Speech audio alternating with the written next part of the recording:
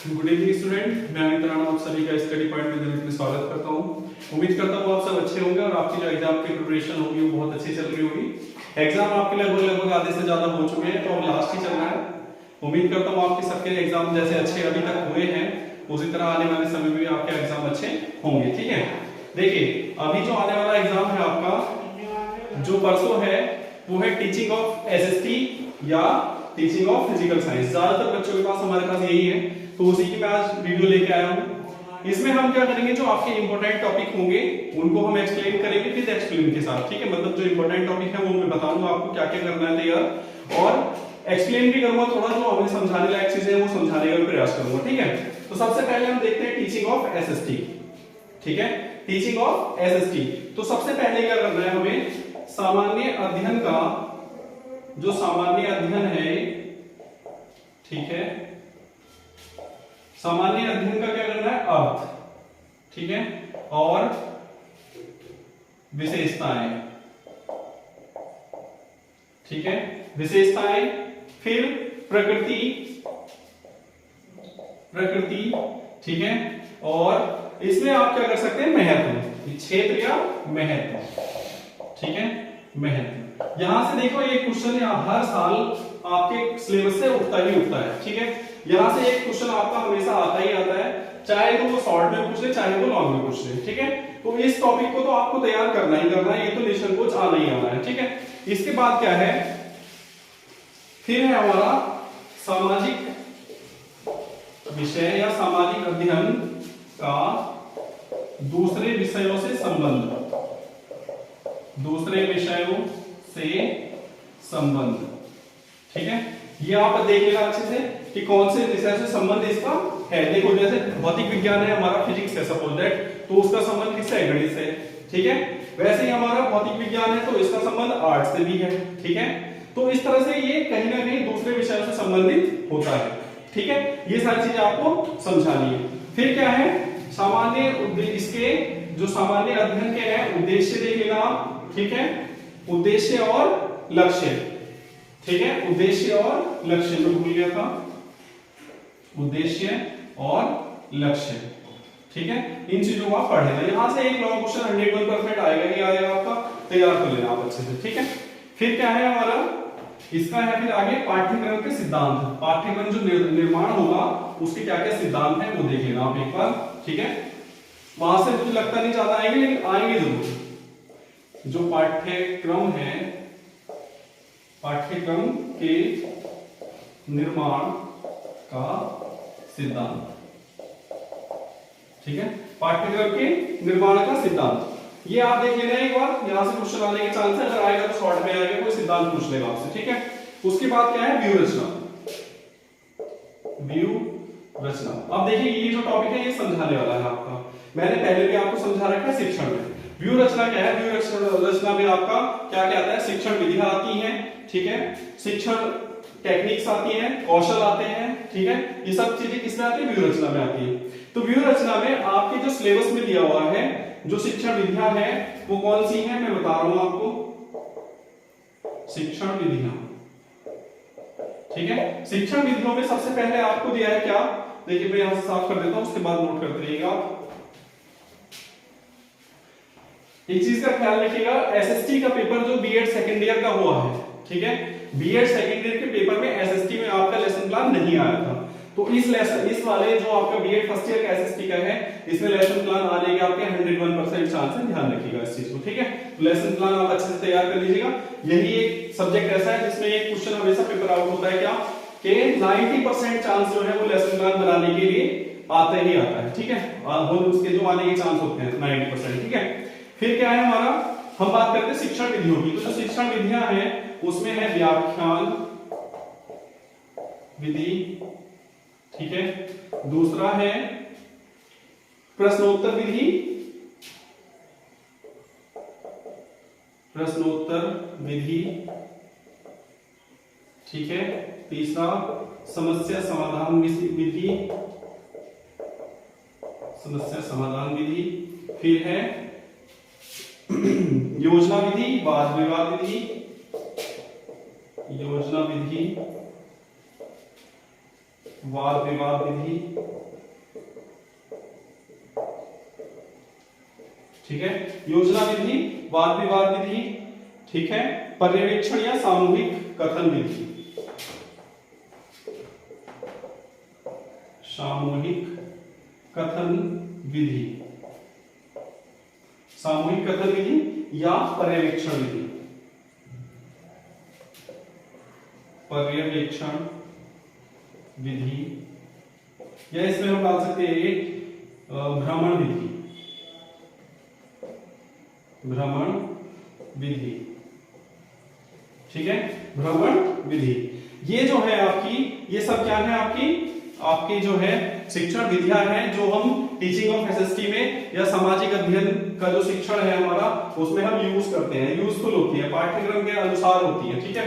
तो क्वेश्चन यहां से आएगा कि सामाजिक अध्ययन के शिक्षण में जो आपकी विधियां हैं या पाठ्यक्रम निर्माण में जो विधियों का प्रयोग होगा वो कौन कौन सी होंगी, ये होंगी, ठीक है।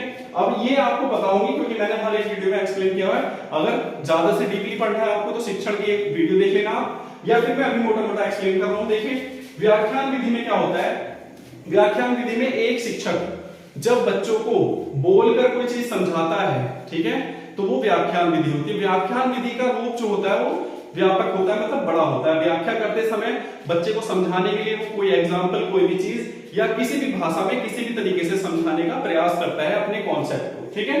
तो ये होता है व्याख्यान विधि, जैसे मैं अभी आपको बोलकर समझाने का प्रयास कर रहा हूं, ठीक। उसके बाद क्या है प्रश्नोत्तर विधि। प्रश्नोत्तर विधि देखिए क्या है, जैसे कि आप लेसन प्लान में सबसे पहले प्रस्तावना प्रश्न करते हैं, या प्रश्नोत्तर विधि हम टीचिंग करते समय बीच में भी यूज करते हैं। जैसे हमने कोई टॉपिक आपको समझा दिया, समझाने के बाद हम एक मूल्यांकन या फीडबैक लेना चाहते हैं, तो उसके लिए क्या करेंगे, हम बालक से प्रश्नोत्तर विधि का प्रयोग करेंगे, प्रश्न पूछेंगे, वो जवाब देगा हमें, ठीक है। फिर क्या है हमारा समस्या समाधान विधि। समस्या समाधान विधि क्या होता है कि जब बालक को कोई समस्या होती है, उस समस्या के समाधान को करने के लिए जिस विधि का प्रयोग होता है वो समस्या समाधान विधि होती है। मतलब किसी बालक को कोई एक कॉन्सेप्ट समझ में नहीं आया या कल पढ़ा है आने वाले कल के लिए, मतलब वो लेके आ गया कोई कॉन्सेप्ट, तो उसकी एक समस्या बन गई कि मुझसे ये नहीं हो रहा, तो उस समस्या को जो समाधान है कौन करेगा, शिक्षक करेगा, ठीक है। इसके बाद क्या है योजना विधि। योजना विधि क्या होती है, प्लानिंग, ठीक है। योजना होता है प्लानिंग। प्लानिंग क्या है कि जैसे आप कक्षा में जाते हैं पढ़ाने के लिए, तो जाने से पहले हम लेसन प्लान तैयार करते हैं, पाठ योजना तैयार करते हैं, ठीक है। तो कक्षा में शिक्षण कार्य करने से पहले जो हम योजना बनाते हैं वो क्या होती है, हमारी योजना विधि होती है, ठीक है। उसके बाद वाद विवाद विधि। वाद विवाद विधि क्या होती है, छात्रों में या शिक्षक में वाद विवाद विधि का मतलब होता है ग्रुप डिस्कशन, एक तरह से होता है, ठीक है। जैसे सामूहिक है ना, ये दोनों एक जैसे होती है। इसमें क्या होता है, एक टॉपिक मिल जाता है, टॉपिक के ऊपर हमें वाद विवाद कराना होता है, मतलब छात्रों में तर्क वितर्क कराना होता है, तो वो वाद विवाद विधि कहलाती है। और सामूहिक में समूह जुड़ जाता है, ठीक है। तो समूह में क्या होता है, एक छात्रों का समूह बैठा देते हैं, उनको एक टॉपिक दे देते हैं, फिर वो डिस्कशन करते हैं उस टॉपिक पर, ठीक है। तो ये होता है सामूहिक कथन विधि। फिर होता है पर्यवेक्षक। पर्यवेक्षक क्या होता है, पर्यवेक्षक होता है देख रेख करना लगभग, ठीक है। जब कक्षा में हम कोई कार्य कर देते हैं, मतलब सपोज दैट हमने क्या किया, बोर्ड पे नोट डाउन कर दी चीजें, और उसके बाद हमारे स्टूडेंट अपनी नोटबुक में उन चीजों को क्या करते हैं, विषय वस्तु को नोट डाउन करते हैं, ठीक है, लिखते हैं, उतारते हैं बोर्ड से हमारे। तो उस समय शिक्षक क्या कर रहा होता है, पर्यवेक्षण कर रहा होता है। पर्यवेक्षण मतलब निगरानी रखना, देखरेख करना, सब पे नजर डालना, ठीक है, ये सब। फिर है हमारी भ्रमण विधि। भ्रमण विधि का सबसे ज्यादा यूज एसएसटी में होता है, क्यों, क्योंकि इसमें कई सारे विषय, मतलब बहुत सारे विषय समायोजित रहते हैं, और इसी में हम चीजों को समझाने के लिए, कॉन्सेप्ट को समझाने के लिए बालकों को भ्रमण कराते हैं। भ्रमण मतलब घूमना, टूर जिसे कहते हैं, टूर पे ले जाना, ठीक है। तो जब हम बच्चों को टूर पे ले जाते हैं तो उनको हम जो चीजें हम यहाँ पढ़ाते हैं, जैसे सपोज दैट आप हिस्ट्री में ताजमहल पढ़ रहे हैं, ठीक है, ताजमहल पढ़ रहे हैं, लाल किला पढ़ रहे हैं, तो बच्चों को क्या हुआ, हम जब उनका टूर लेके जाएंगे तो उसको जब दिखाएंगे उनको, तो साक्षात्कार मतलब सामने उनको चीजों को साक्षात रूप में देखेंगे, ठीक है। तो ये होती है भ्रमण विधि, टूर विधि, ठीक है। तो ये सारा हो गया। इसके बाद है नियोजन। नियोजन क्या होता है, देखिए एक शब्द आता है नियोजन। नियोजन का भी आपको पता होना चाहिए क्योंकि नियोजन से आपसे पूछ लेता है। नियोजन का मतलब होता है प्लानिंग, ठीक है। नियोजन, नियोजन क्या होता है, ऐसे एक शब्द होगा नियोजन। नियोजन मतलब प्लानिंग करना। योजना बनाना, ठीक है। तो ये नियोजन शब्द का ये जो मेन होता है वो क्या होता है, योजना। इसके बाद देखिए हमारा सामाजिक अध्ययन में श्रव्य दृश्य सामग्री, ठीक है। सामाजिक अध्ययन में क्या होता है, श्रव्य दृश्य सामग्री और सहायक सामग्री का प्रयोग के लाभ या समस्या, ठीक है। तो दृश्य, श्रव्य सामग्री, सहायक सामग्री का लाभ, मतलब सामाजिक अध्ययन का जब शिक्षण करेंगे हम, तो जो श्रव्य दृश्य सामग्री, सहायक सामग्री होंगी या सहायक सामग्री के प्रयोग होंगे, वो लाभ होंगे या समस्याएं होंगी, क्या होंगे, समझिए इस चीज को। देखिए जैसे हम छात्रों को हम सपोज दैट महात्मा गांधी पढ़ा रहे हैं, ठीक है। महात्मा गांधी हमारा इस स्कीम में आता है तो हम क्या करेंगे, कुछ स्वतंत्रता सेनानियों के या महात्मा गांधी की पिक्चर ले लेंगे, ठीक है। छात्रों को अपने कॉन्सेप्ट से पहुंचने से पहले हम प्रस्तावना प्रश्न में ही उसका यूज कर लेंगे कि छात्रों ये आप पहचानते हो कौन है, ठीक है। तो वो कहेंगे गांधी जी, ठीक। अब इससे रिलेटेड हम आज क्या करेंगे, बच्चों को ज्ञान देंगे। सपोज दैट आप भारत का नक्शा पढ़ा रहे हैं, ठीक है, या ग्लोब पढ़ा रहे हैं, तो क्या करेंगे आप उनको साक्षात्कार जो श्रव्य दृश्य सामग्री मतलब दृश्य सामग्री होंगी उसका प्रयोग कर रहे होते हैं। और श्रव्य दृश्य में क्या होता है, देखिए श्रव्य दृश्य मतलब जो दृश्य भी हो और श्रव्य भी हो, जिसको हम देख भी सके और सुन भी सके। जैसे क्या, टेलीविजन पर अगर हमें लाल किला दिखाया जाए या आगरा का ताजमहल दिखाया जाए तो वो दृश्य श्रव्य सामग्री होगी, ठीक है। रेडियो श्रव्य सामग्री है, ठीक है। पिक्चर या चार्ट ये दृश्य सामग्री है। तो श्रव्य दृश्य में जरूरी नहीं श्रव्य दृश्य एक साथ, श्रव्य अलग होती है, दृश्य अलग होती है और श्रव्य दृश्य एक साथ हो सकती है, ठीक है। तो इस तरह से हम क्या करेंगे, इसको कर सकते हैं, ठीक है। श्रव्य दृश्य सामग्री का लाभ क्या होता है, शिक्षण करते समय हम अपनी विषय वस्तु को आसान तरीके से समझाने के लिए किस चीज का प्रयोग करते हैं, इन सामग्रियों का, सहायक सामग्रियों का प्रयोग करते हैं, ठीक है। और समस्याएं क्या आती हैं, सपोज दैट आपकी सहायक सामग्री ठीक प्रकार से आपसे ना एक्सप्लेन हो पाए, तब समस्या आ जाती है। होता कुछ है, आप समझाते कुछ है, ठीक है, या ठीक प्रकार से आपने उसका निर्माण नहीं किया, तो ये समस्या आ जाती है, ठीक है। तो अपने विषय में हम इनको कैसे यूज करते हैं। फिर है हमारा टॉपिक, इसके बाद देखिए मूल्यांकन। ये मूल्यांकन वाला क्वेश्चन आपका हर सब्जेक्ट में ज्यादातर पूछा जा रहा है, ठीक है।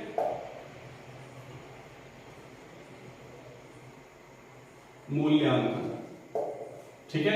मूल्यांकन क्या है, जब हम कोई क्रिया करते हैं या कोई कार्य करते हैं, ठीक है, जब हम कोई क्रिया करते हैं या कार्य करते हैं तो वो कार्य कैसा हुआ ये जानने के लिए, या सामने वाले में कितना परिवर्तन हुआ है, कितना उसने अधिगम किया, ये जानने के लिए हम क्या करते हैं, मूल्यांकन करते हैं, ठीक है।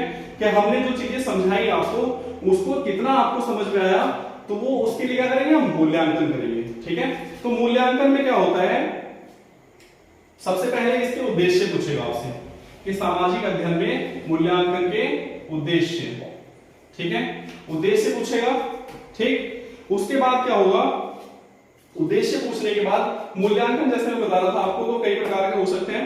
देखिए कैसे, कौन कौन से होते हैं, समझिए आप आपको इसको। मूल्यांकन करने के लिए हम क्या करते हैं, परीक्षण करते हैं। परीक्षण मतलब परीक्षा, ठीक है। परीक्षा में हम क्या करते हैं, प्रश्न पूछते हैं, ठीक है। प्रश्न कितने प्रकार के होते हैं, एक होता है निबंधात्मक,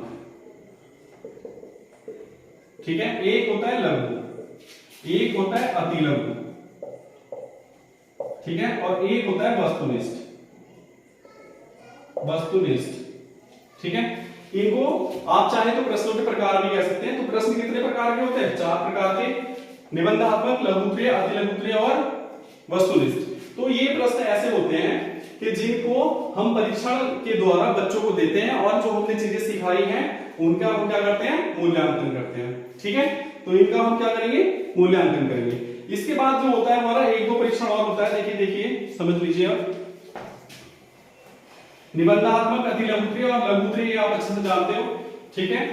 और देखिए मैं आप लोगों से पहले भी कह चुका हूं कि हम अक्टूबर में ही, जैसे आप लोगों के एग्जाम खत्म होंगे, यूपी टेट का एक नया बैच स्टार्ट करने जा रहे हैं, जिन लोगों को भी बैच ज्वाइन करना है वो मेरे व्हाट्सएप नंबर पर मुझसे संपर्क कर सकते हैं। नंबर देखिए क्या है, 9045535956। ठीक है, ये मेरा कॉन्टेक्ट नंबर है, व्हाट्सएप कर सकते हैं आप, मैसेज छोड़ सकते हैं, जिस टाइम में फ्री होंगे मैं आपको रिप्लाई कर दूंगा। ठीक है, तो हमारी क्या है, 15 अक्टूबर से हम लोग यूपीटेट का, जैसे कि आपको पता ही है, एग्जाम फॉर्म आने वाले हैं। ठीक है, तो उसके लिए तैयारी करना आपका फर्ज बनता है, क्योंकि आपके सेकंड ईयर हो गया है या फर्स्ट ईयर का जिनका एग्जाम हो गया वो सेकंड ईयर में आ गए, वो भी डाल सकते हैं, मतलब सब डाल सकते हैं इसमें। तो यूपीटेट के लिए हम बैच तैयार करने जा रहे हैं, अगर आपको ज्वाइन करना है तो संपर्क कर लीजिएगा। ठीक है, ऐसा नहीं कि एक ही टीचर पढ़ाएगा, 3-4 टीचर आपको मिलकर के पढ़ाएंगे सबको।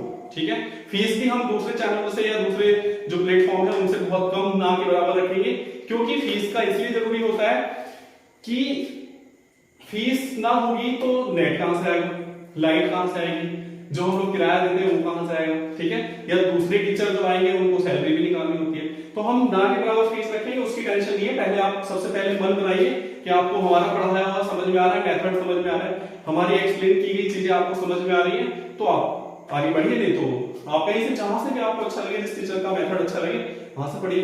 ठीक है, तो ये चीज करने के बाद, और दूसरे चैनल और हमारे चैनल में देखो ये अंतर है, या दूसरे हमारे प्लेटफॉर्म में ये अंतर है कि हम आपसे, आपका समय, बिल्कुल समय की कीमत होती है, समय ही जिंदगी में सब कुछ है जीवन में, समय की कीमत हम जानते हैं, इसलिए आपका टाइम बिल्कुल भी वेस्ट नहीं कराते, बस काम की बातें करते हैं और काम की बातें आपको सिखाते हैं। हाँ, अगर कॉन्सेप्ट में हमारा हुआ कि हम एक्सप्लेन करें उन चीजों को कैसे करना है, तो वो हम यूज करते हैं। ठीक है, देखिए आगे क्या है, ये चल रहा था परीक्षण। परीक्षण में देखो एक होता है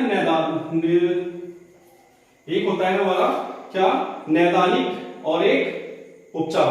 ठीक है, मतलब एक नैदान होता है, या निदानात्मक भी कर सकते हैं हम इसको, निदानात्मक, और दूसरा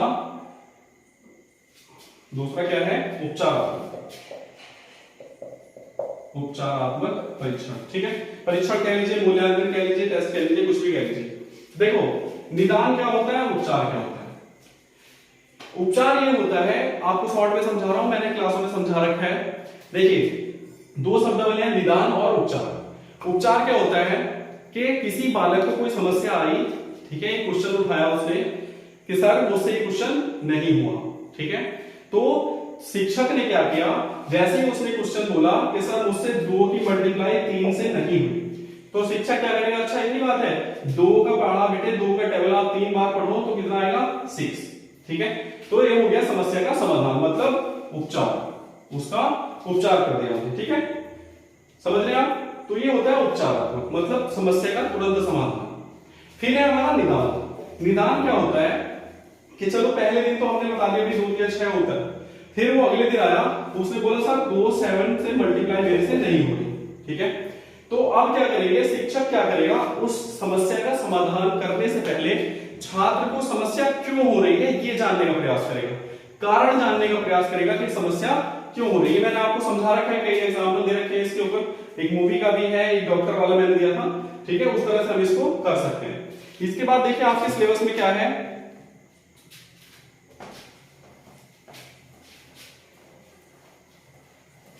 इसके बाद है पाठ्य पुस्तक। यहां से एक क्वेश्चन देखो, पेपर आउट है बिल्कुल, पाठ्य पुस्तक पूछ लेगा। ठीक है, और आपका शिक्षक पूछेगा या पाठ्य योजना पूछ लेगा। ठीक है, यहां से एक नया क्वेश्चन पूछेगा कि सामाजिक अध्ययन शिक्षण में शिक्षक की क्या भूमिका है, या सामाजिक अध्ययन में पाठ्य पुस्तक की क्या भूमिका है, या पाठ्यक्रम का निर्माण कितने अच्छे से हम कर सकते हैं। ठीक है, इस तरह से यहां से क्वेश्चन पूछ लेगा। तो उम्मीद करता हूं ये सारे कॉन्सेप्ट समझ गए होंगे, जितने भी पॉइंट हैं आप अच्छे से पढ़ लीजिएगा, तैयारी आपकी हो गई होगी, एक बार नजर मार लीजिएगा इस पे। ठीक है, तो आज के लिए इतना ही, बस चैनल को आप लाइक कीजिए, शेयर कीजिए, और ज्यादा से ज्यादा लोगों को जोड़ने का प्रयास कीजिए, सब्सक्राइब करिए। जो नए हमारे दोस्त देख रहे हैं वो प्लीज सब्सक्राइब कर लीजिए सबसे पहले। Thank you.